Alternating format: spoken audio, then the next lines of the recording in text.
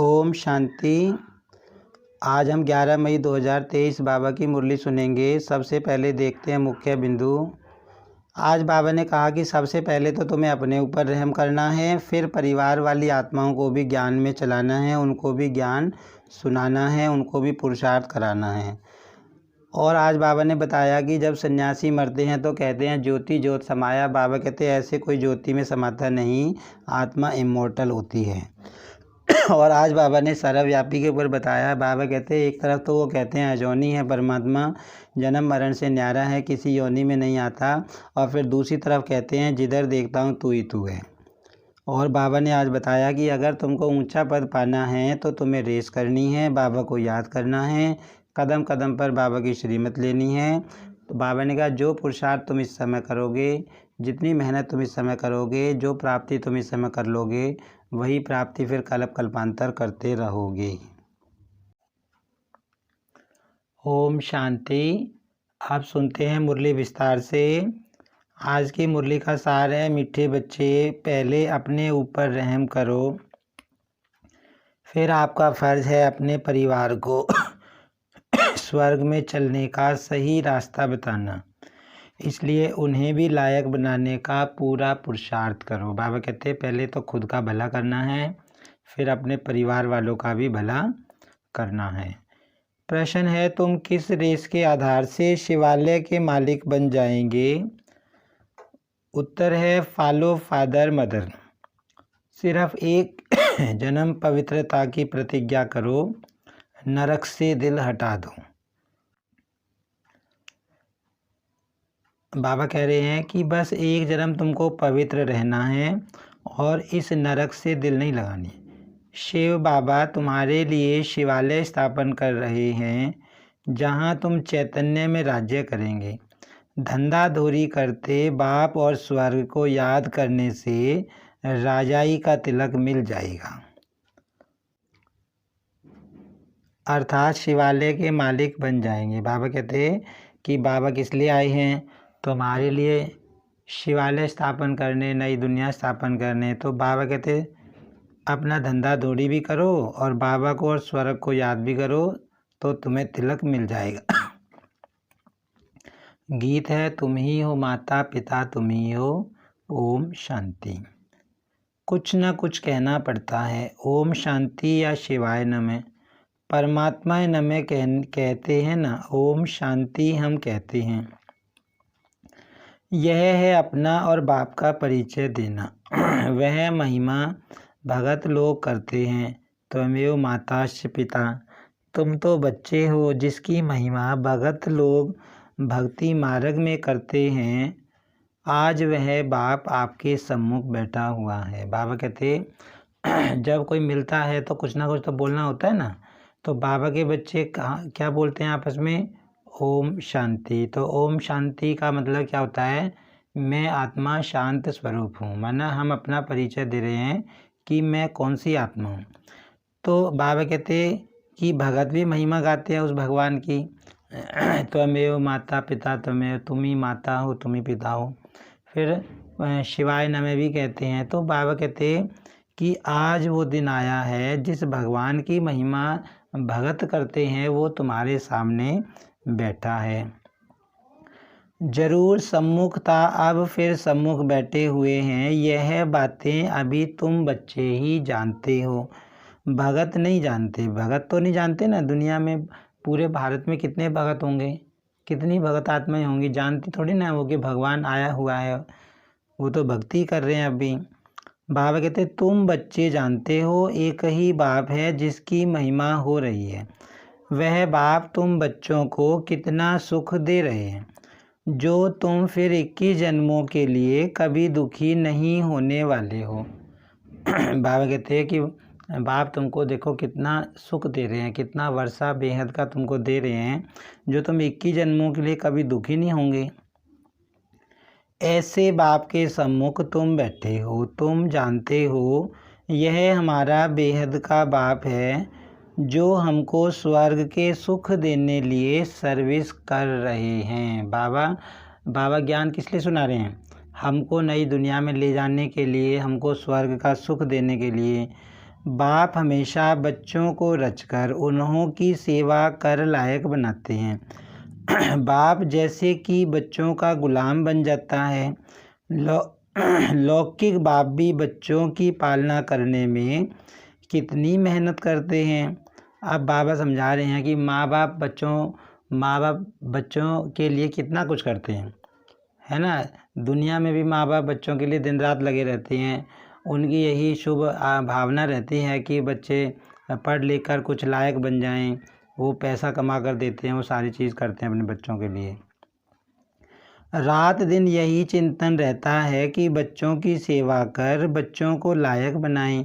वो है हद की रचना के गुलाम। बाबा बता रहे हैं कि जो दुनिया में लौकिक माँ बाप होते हैं, वो उनकी क्या इच्छा रहती है कि किसी ना किसी तरह से हमारे बच्चे लायक बन जाएं। वो दिन रात मेहनत करते हैं, पैसा कमाते हैं, सब काम करते हैं बच्चों के लिए। एक तरह से बाबा कह रहे हैं कि माँ बाप बच्चों के गुलाम बन जाते हैं। यह है फिर बेहद का बाप। यह भी कहते हैं बच्चे पूरा फॉलो करो और पूरा वर्षा लेकर स्वर्ग के मालिक बनो। बाबा भी क्या कहते हैं, अब बाबा के मन में भी रहता है कि मेरे बच्चे बाबा की पढ़ाई पढ़ के अच्छी तरह लायक बन जाएं, ऊंचा पद पाएं सतयुग में, है ना। तो बाबा भी कहते हैं कि बच्चे पूरा वर्षा ले लें। बच्चों पर हमेशा रहम करना होता है। जो सेंसिबल बाप होगा वह कहेगा बच्चों को भी क्यों न साथ साथ यह सच्ची कमाई भी कराएं। लौकिक बच्चों की स्थूल पालना तो आधा कल्प से करते हैं। बच्चों की पालना कर बड़ा बनाया, लायक बनाया। बच्चों के लिए विल किया, बस शरीर छोड़ा जाकर दूसरा जन्म लेंगे। वह हुआ हद का बाप। यह है फिर बेहद का बाप। बाबा कहते कि हद का बाप क्या करता है, पूरी ज़िंदगी कमाता है बच्चों को लायक बनाने के लिए, फिर शरीर छोड़ देता है, नए जन्म अगले जन्म में फिर से करता है। तो लेकिन बाबा कहते हैं यहाँ पर मैं कौन हूँ, बाबा है हमारा बेहद का बाप। वह हद का ब्रह्मा है, रचना रच फिर उनका गुलाम बनते हैं। बहुत मेहनत करनी पड़ती है। कहाँ बच्चे कुसंग में ख़राब न हो जाएं। माँ बाप को फिक्र रहती है ना अपने बच्चों की कि कहीं बच्चे कुसंग में ना पड़ जाएं, बुरी संगत में ना पड़ जाएं। नाम बदनाम ना करें, परंतु वह हो गया अल्पकाल का सुख। उन्हें यह पता नहीं बच्चा सपूत निकलेगा या कपूत। कई ऐसे कपूत निकलते हैं जो एकदम खाना खराब कर देते हैं, बाप की मिल्कियत को एकदम उड़ाकर चट कर देते हैं। इसलिए बड़ी संभाल करनी पड़ती है। बेहद के बाप को कितना फुरना रहता है। बाबा कहते हैं अब मुझे भी चिंता रहती है बच्चों की। कहते हैं तुम भी वर्षा लो और अपनी रचना को भी वर्षा दो। बाबा कहते कि बच्चे तुम भी बाबा से वर्षा ले लो और जो तुम्हारे लौकिक बच्चे हैं उनको भी बाबा से वर्षा दिला दो। परंतु फिर भी कपूत बच्चे होते हैं तो बाप का कहना नहीं मानते हैं। बाप कहते हैं पढ़ाई करो तो पढ़ते नहीं, पवित्र नहीं बनते। कोई मुश्किल कोटों में कोई आज्ञाकारी निकलते हैं, यहाँ तो श्रीमत मिलती है। बाबा अब समझा रहे हैं कि बाबा के बच्चे सपूत बच्चे कोटों में कोई निकलता है, कोई में भी कोई बाबा का बच्चा निकलता है जो बाबा के ज्ञान योग में पूरा अच्छी तरह चलता है। तो माता पिता यह एक की ही महिमा है, परंतु मनुष्य न जानने कारण श्री कृष्ण के आगे लक्ष्मी नारायण के आगे कहेंगे तो माता पिता, यह भी अंधश्रद्धा है। तमेव माता पिता तमेव, तुम ही माता तुम ही पिता, ये परमात्मा की महिमा है। परमात्मा ही माता बनता है, परमात्मा पिता। फिर बाबा कहते भगत ये जानते नहीं, यथार्थ रीति जानते नहीं, तो वो कृष्ण के आगे भी कहते हैं कि तमेव माता पिता तमेव, नारायण के आगे भी कहेंगे। तो बाबा कहते ये है अंधश्रद्धा। अब लक्ष्मी नारायण प्रारब्ध भोगते हैं, उनको अपने बच्चे हैं, हम उनको कैसे कहते हैं तुम माता पिता। बाबा कहते हैं लक्ष्मी नारायण के तो खुद के बच्चे हैं, वो पूरी दुनिया की आत्माओं के माँ बाप कैसे हुए, उनको हम कैसे कह सकते हैं कि तुम ही माता तुम ही पिता। वास्तव में यह महिमा एक की ही है। गीत में सुना कि ऊंचे ते ऊंचा है शिव बाबा, सबका सदगति दाता, सबको शांति धाम सुख धाम में ले जाने वाला। तो ऐसे बाप की श्रीमत पर ज़रूर चलना चाहिए। बाबा कहते हैं कि ऐसा बाप तुमको मिला है जो नई दुनिया में ले जाने वाला है सुख धाम में, तो बाबा कहते हैं ऐसे बाप की तो मत पे चलना चाहिए ना। समझते भी हैं माता पिता से ही 21 जन्मों के लिए सुख घनेरे मिलते हैं, परंतु ऐसी श्रीमत पर कोई मुश्किल चलता है, बहुत ऊंचा वर्षा मिलता है। बाप कहते हैं मैं तुम बच्चों के लिए हथेली पर बहिश्त लाया हूँ। बाबा हम बच्चों के लिए हथेली पर स्वर्ग लेकर आया, बहिश्त लेकर आया। जब श्रीमत पर चलो तब लायक बनो, कदम कदम पर मत लेनी है। बाबा कहते हैं हर स्टेप पे बाबा की मत लेनी है, बाबा से राय लेनी है। मत पर नहीं चलते तो ऊंच पद पा न सके। स्वर्ग में लक्ष्मी नारायण का राज्य था, यह है किसको पता ही नहीं। आगे हम भी कहते थे फलाना स्वर्गवासी हुआ, अथवा सन्यासी कोई मरेंगे तो कहेंगे ज्योति ज्योत समाया, परंतु जाता कोई नहीं है। बाबा कहते ये जो कहते हैं ना कि किसी ने शरीर छोड़ा तो फलाना स्वर्गवासी हुआ, रिस्पेक्ट में क्या देते हैं, लेकिन बाबा कहते कोई स्वर्ग में जाता नहीं है और ना कोई परम धाम में जाता है, ना कोई ज्योति ज्योत समाता है। जीवन मुक्ति व मुक्तिदाता एक ही बाप है, वह न आए तब तक कोई जा न सके। बाबा कहते परम धाम का रास्ता किसी को पता ही नहीं, जब तक शिव बाबा न आए और जब तक रास्ता न बताए किसी को रास्ता पता ही नहीं चल सकता, और कोई परम धाम में आत्मा बीच में जा ही नहीं सकती। वह है निराकारी दुनिया, निराकार बाप और निराकारी आत्माएं वहाँ रहती हैं, जिसको परम धाम भी कहा जाता है। साइंस घमंडी समझते हैं यहाँ ही जन्मते और मरते हैं, जैसे मच्छर। सृष्टि के चक्र का किसको भी पता ही नहीं, सर्वव्यापी के ज्ञान से कोई कुछ भी समझ ना सके। बाबा कहते ये जो सृष्टि चक्र चल रहा है, कैसे शुरू हुआ, कब तक चलेगा, किसी को भी इसकी जानकारी नहीं है, बाबा को ही है और बाबा ही अपने बच्चों को देते हैं। और बाबा कहते हैं जो सर्वव्यापी का ज्ञान है उससे तो कोई कुछ समझ ही नहीं सकता। अब तुमको बाप मिला है, कहते हैं बच्चे अब वापस चलो, मैं कल्प पहले मुआफिक सबको ले जाने आया हूँ। बाबा कहते पिछले कल्प में भी तुमको लेने आया था, अब फिर तुमको लेने आया हूँ। तुम्हारी आत्मा में बहुत खाद पड़ी है, सबकी आत्मा तथा शरीर आयरन एज्ड हो गए हैं, उनको फिर से पावन बनना है।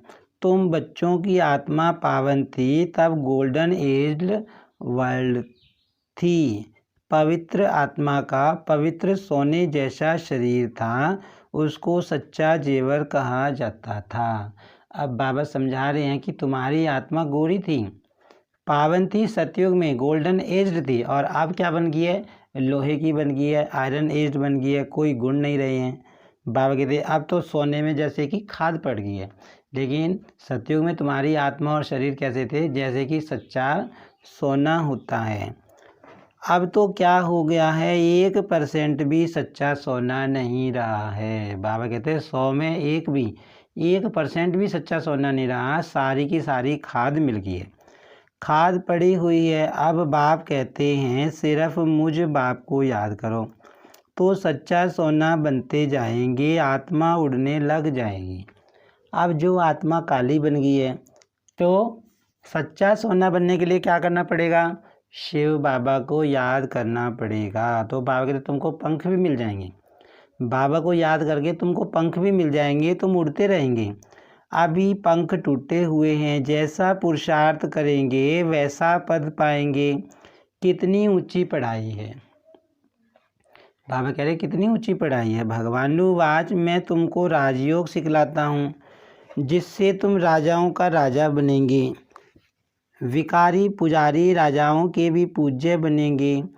गाया भी है आपे ही पूज्य आपे ही पुजारी। अब बाबा क्या कहते हैं कि जो राजयोग मैं सिखा रहा हूँ उसको सीखो तो तुम राजाओं के भी राजा बनेंगे, मतलब जो द्वापर में विकारी राजा आएंगे ना वो भी तुम्हारी पूजा करेंगे, तो तुम राजाओं के राजे बन जाओगे। तुम जानते हो हम सो पूज्य देवी देवता थे, फिर हमसो पूज्य चंद्रवंशी बने, हमसो पूज्य और पुजारी बनते हैं। बाप आकर पुजारी से पूज्य बना रहे हैं। अब ज्ञान जिंदाबाद हो रहा है। ब्रह्मा सो ब्रह्मा कुमार कुमारियों की रात अब पूरी होती है। रात कब से आरंभ होती है यह शास्त्रवादी नहीं जानते हैं। रात पापा किसको कहता है? ये जो कलयुग आ जाता है, अंधकार आ जाता है, पापाचार आ जाता है, इसको बाबा ब्रह्मा की रात कहता है। तो बाबा कहते हैं ये रात, ये विकार कब से शुरू हुए, धर्म कब से शुरू हुआ, कोई जानता नहीं है। ब्रह्मा का दिन सतयुग त्रेता द्वापर के आदि से रात शुरू होती है। यह सब बातें तुम बच्चों की बुद्धि में हैं। अब 84 जन्म पूरे कर हम फिर से राज्य भाग्य भोगेंगे। सतयुग में यह ज्ञान नहीं रहेगा, वहाँ है प्रारब्ध, वहाँ भी तुम अपने बाप से वर्षा लेते हो। बाबा कहते सतयुग में तो ये ज्ञान नहीं रहेगा, सब भूल जाएंगे कि हमने संगम युग पर बाबा से ऐसे ज्ञान लिया था, ऐसे वर्षा लिया था। बाबा कहते सब भूल जाएंगे। वहाँ भी तुम अपने बाप से वर्षा लेते हो, परंतु वह इस समय की प्रारब्ध है जो 21 जन्म चलती है। भारत पर ही सारा खेल है। सतयुग में जो देवी देवताओं का राज्य था वह अभी आसुरी बना है। जो देवी देवताओं का राज्य था, बाबा कहते हो क्या बन गया है? अब आसुरी बन गया है। प्रजा का प्रजा पर राज्य है। बाप कहते हैं बच्चे hear no evil see no evil. बंदर का एक चित्र दिखाते हैं। इस समय मनुष्य बंदर मिसल बन पड़े हैं, इसलिए बंदर की शक्ल दिखाते हैं। बंदर के समान 5 विकार आ गए हैं ना मनुष्य में, इसलिए बाबा कहते हैं सब बंदर के समान बन गए हैं। बात इस समय की है, इसको कहा जाता है रौरव नरक।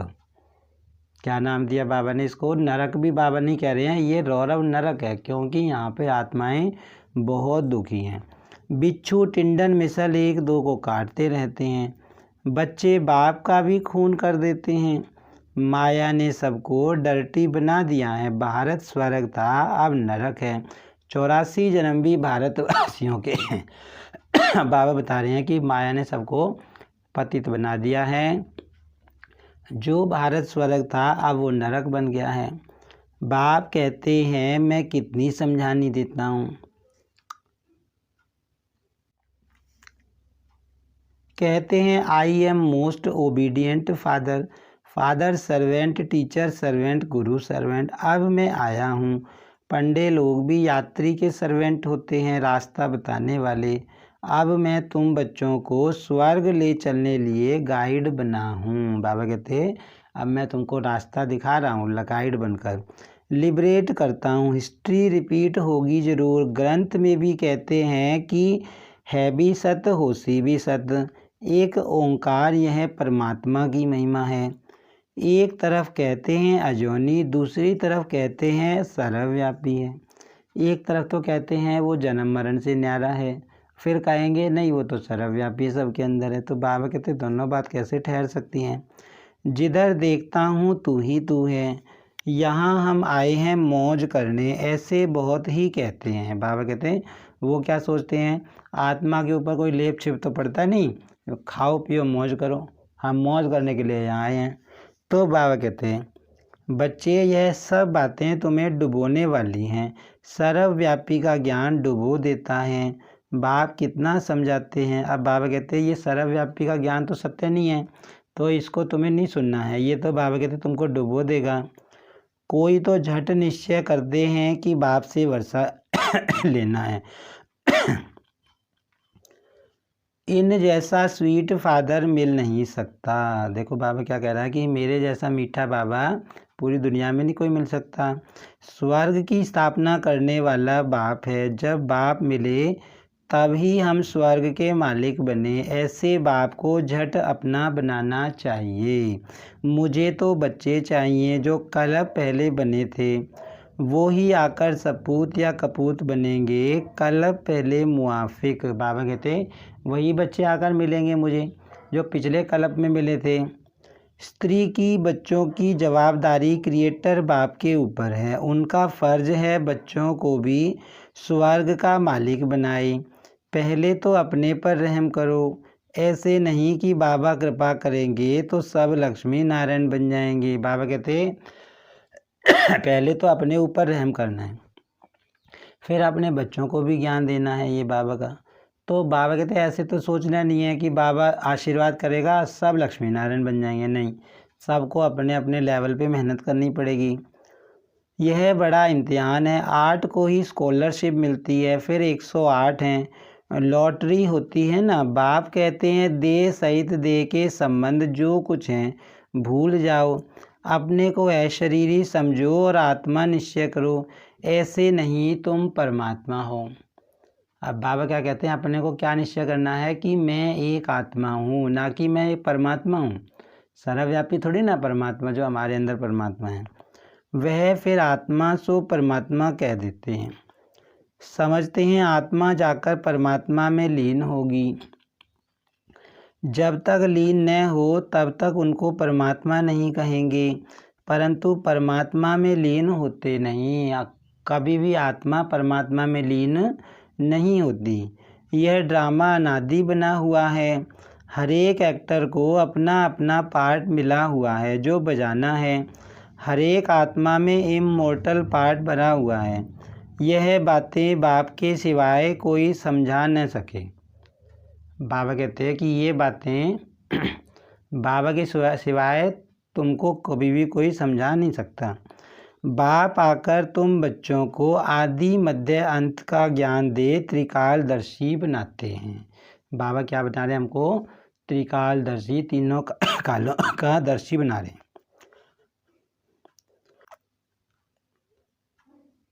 चित्रों में देवताओं को तीसरा नेत्र दिखाते हैं, वास्तव में तीसरा नेत्र न देवताओं को न शूद्रों को, तुम ब्राह्मणों को ही ज्ञान का तीसरा नेत्र है, जिससे तुम सबके ऑक्यूपेशन को जानते हो। अब बाबा कहते ना तो तीसरा नेत्र देवताओं के पास है और न मनुष्यों के पास। बाबा कहते तीसरा नेत्र किसके पास है, ब्राह्मणों के पास, जो इस समय बाबा के बच्चे बने हैं। क्योंकि हमें ही तीनों कालों का पता है इस समय कि भूतकाल में क्या हो चुका है, वर्तमान चल रहा है और भविष्य में क्या होने वाला है। सच खंड और झूठ खंड की हालत को भी तुम जानते हो। तुम्हारे में भी नंबरवार पुरुषार्थ अनुसार हैं। यह है पाठशाला, इसमें अंधश्रद्धा की कोई बात नहीं है। अपना धंधा धोरी सब करते रहो, सिर्फ अपने बाप को और स्वर्ग को याद करो। बाबा कहते कि बाबा की पढ़ाई तो है नहीं, पूरे दिन सेंटर पे ही बैठे रहना है। बाबा कहते कि अपना धंधा धोड़ी भी करते रहो, बाबा को याद भी करते रहो, स्वर्ग को याद करो, तो तुम्हारे ऊपर राजाई का तिलक आ जाएगा। आत्मा ही याद करती है, संस्कार आत्मा में है। आत्मा से ही बात करते हैं। मैं तुम्हारा बाप हूँ, कल पहले भी तुमने वर्षा लिया था। बाबा कहते कि मैं कौन हूँ, तुम्हारा बाप, तुमने मुझसे पहले भी वर्षा लिया था, अब फिर लो। कल पहले भी तुमने वर्षा लिया था, सूर्यवंशी राज्य किया था, फिर चंद्रवंशी में गए, कलाएं कमती होती जाती हैं, फिर वैश्य शूद्र बने, अब स्मृति आई है कि नाटक पूरा हुआ है। माम एकम याद करो, मतलब निरंतर याद करो, तो विकर्म विनाश होंगे। श्रीमत पर न चले, देह अभिमान आया तो लगी चोट। फिर बृहस्पति की दशा बदलकर राहु की दशा का ग्रहण बैठ जाता है। फारकती दी तो रौरव नरकवासी बन जाते हैं। बाप कहते हैं ऊंच पद पाना है तो रेस करो। सतयुग में ऊंचा पद पाना है तो बाबा कहते हैं रेस करो। रेस कौन सी करनी है, बाबा को याद करने की। अभी ऊंच पद पाएंगे तो कलप कलप पाते रहेंगे। सिर्फ एक जन्म के लिए पवित्रता की प्रतिज्ञा करो तो 21 जन्म स्वर्ग के मालिक बनेंगे। बाबा कहते हैं बस एक जन्म तुमको पावन बनना है, एक जन्म पवित्र बनना है, बदले में 21 जन्मों की प्राप्ति तुमको मिलेगी। अब नरक से दिल को हटा दो। बाबा कहते हैं नरक से दिल ना लगाओ, पुरानी दुनिया को याद मत करो, पुरानी दुनिया से दिल ना लगाओ। शिव बाबा तुम्हारे लिए शिवालय स्थापन कर रहे हैं जहाँ तुम चैतन्य देवताएं राज्य करेंगे, तो क्या शिवालय का मालिक बनने चाहते हो? अब बाबा पूछ रहे हैं बताओ क्या तुम शिवालय का मालिक बनना चाहते हो? फॉलो मदर फादर, जो कुछ है सब तुम बच्चों के लिए है। राजा भी तुम बनेंगे, तुम ही थे, अब रंक बने हो और धर्म वालों की बात नहीं। देवी देवता धर्म वाले ही और धर्मों में कन्वर्ट हो गए हैं, इसलिए हिंदुओं की संख्या कम हो गई है। बाबा कहते जो देवी देवता की कुछ आत्माएं, धर्म की आत्माएं हैं, वो दूसरे धर्मों में चली गई हैं, इसलिए हिंदुओं की संख्या कम हो गई है। नहीं तो भारत की संख्या सबसे जास्ती होनी चाहिए। इस समय भारत की जनसंख्या चीन से भी आगे चली गई है। कुछ दिन पहले न्यूज़ आई थी ना। तुमको भगवान पढ़ा रहे हैं, कितना ध्यान देना चाहिए, यह बड़ी वंडरफुल पढ़ाई है। अब बाबा कहते तुमको पढ़ाने वाला कौन है? शिव बाबा भगवान। तो पढ़ाई कितने ध्यान से पढ़नी चाहिए? बूढ़े बच्चे जवान सब पढ़ते हैं, बीमार भी पढ़ सकते हैं। अगर बाप और वर्षे को याद न किया तो माया थप्पड़ मार देगी। बाबा कहते कितनी वंडरफुल पढ़ाई है ये। इसमें बच्चे भी पढ़ते हैं, जवान भी पढ़ते हैं, बूढ़े भी पढ़ते हैं, सब बाबा की मुरली सुनते हैं। ब्लड से लिख देना चाहिए, मैं रात दिन बाबा को याद करूँगा। अब देखो बाबा क्या कह रहा है, तुम्हारे अंदर इतना अंदर निश्चय आना चाहिए कि मैं बाबा आपको दिन रात याद करूँगा। शिव बाबा का हाथ पूरा पकड़ूंगा, जो बाबा कहेगा सो करूँगा। शिव बाबा कहते हैं बच्चों की संभाल करो, जो बच्चे उनसे 2 मुट्ठी शिव बाबा की सर्विस में लगा दो, फिर उनका एवजा तुमको इतना मिलेगा जितना साहूकार का लाख देने से बनेगा। अब बाबा क्या कह रहे हैं कि तुम अपना धंधा दौड़ी करो, कोई बात नहीं, अपने बाल बच्चों की देख रेख करो। तो बाबा कहते हैं उसमें से जो कुछ बचे थोड़ा सा, वो बाबा के यज्ञ में भंडारी में डाल दो, तो उसके बदले में तुमको फिर आगे सत्युग में मिलेगा, और उतना ही मिलेगा जितना कि एक साहूकार को मिलता है। प्रत्यक्ष फल मिल जाता है। अच्छा, माता पिता बाप दादा का मीठे मीठे सिक्की लदे बच्चों प्रति याद प्यार और गुड मॉर्निंग। रूहानी बाप की रूहानी बच्चों को नमस्ते। हम रूहानी बच्चों की रूहानी बाप दादा को याद प्यार और नमस्ते। धारणा के लिए सार है, देह तथा देह के सर्व संबंध भूल अशरीरी आत्मा बनने का अभ्यास करना है। बाप से श्रीमत लेकर कदम कदम उस पर चलना है। बाबा की श्रीमत पे कदम कदम चलना है। पढ़ाई पर पूरा पूरा ध्यान देना है। दृढ़ संकल्प करना है कि रात दिन एक बाबा की ही याद में रहूँगा। बाबा कहते पक्का निश्चय करना है, कौन सा? कि रात दिन बाबा को ही याद करूँगा, बाबा की ही याद में रहूँगा, जो बाबा कहेंगे वही करूँगा, और बाबा जो कहेंगे वह अवश्य करूँगा। Hear no evil, see no evil. वरदान है, एक क्षमा के पीछे परवाने बन, फिदा होने वाले कोटों में कोई श्रेष्ठ आत्मा भव। सारे विश्वों के अंदर हम कोटों में कोई में भी कोई श्रेष्ठ आत्माएं हैं, जिन्होंने स्वयं अनुभव करके यह महसूस किया है कि हम कल पहले वाली श्रेष्ठ आत्माएं हैं, जिन्होंने स्वयं को बाप क्षमा के पीछे फिदा किया है। वे चक्र लगाने वाले नहीं, परवाने बन फिदा होने वाले हैं। बाबा कहते जिन आत्माओं ने ये महसूस किया है कि हाँ मैं ही करोड़ों आत्माओं में से छांटी गई श्रेष्ठ आत्मा हूँ, मैं ही बाबा का बच्चा हूँ, श्रेष्ठ आत्मा हूँ, तो बाबा कहते वो बच्चे जैसे कि क्षमा पे फिदा हो जाते हैं, परवाने बन जाते हैं। फिदा होना अर्थात मर जाना, तो ऐसे जल मरने वाले परवाने होना। बाबा कहते फिदा होने का मतलब क्या है? बिल्कुल मर जाना। जैसे बाबा के ऊपर बलिहार जाना, तो यहाँ मर जाने का मतलब क्या है कि जैसा बाबा कहे बिल्कुल एक्यूरेट वैसे ही करते रहना। जलना ही बाप का बनना है। जलना अर्थात संपूर्ण परिवर्तन होना। जलना का अर्थ बाबा यहाँ क्या बता रहे हैं कि क्षमा के ऊपर परवाना बिल्कुल जल गया, बिल्कुल परिवर्तन हो गया, कलयुगी दुनिया से सतयुगी दुनिया वाला बन गया। स्लोगन है, बाबा के मिलन की और सर्व प्राप्तियों की मौज में रहना ही संगम युग की विशेषता है। संगम युग की विशेषता क्या है कि बाबा के मिलन की मौज में रहो, और सर्व प्राप्तियों की मौज में रहो। बाबा कहते यही संगम युगी जीवन है। अच्छा, ओम शांति।